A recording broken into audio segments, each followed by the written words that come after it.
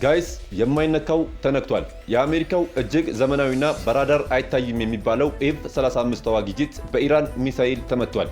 ይህ በታሪክ ለመጀመሪያ ጊዜ ነው። መጋቢት 10 ሌሊት ላይ ነው ይህ የሆነው። እንደ CNN እና ሮይተርስ ዘገባ ከሆነ ጄቱ በኢራን ላይ ተልዕኮ እያከናወነ በነበረበት ወቅት ጥቃት ደርሶበት በአቅራቢያው በሚገኝ ወታደራዊ ጣቢያ በአስቸኳይ ለማረፍ ተገዷል። አሜሪካ ፓይለቱ ደህና መሆኑን ብታረጋግጥም ጄቱ ላይ የደረሰውን ጉዳት ግን በሚስጥር ይዘዋለች። ኢራን እንዴት መታችው? የኢራን አብዮታዊ ዘብ እንዳለው ከሆነ ጄቱን የመቱት ራዳር የማይፈልግና በሙቀት የሚሰራ አዲስ የሚሳኤል ሲስተም ተጠቅመው ነው።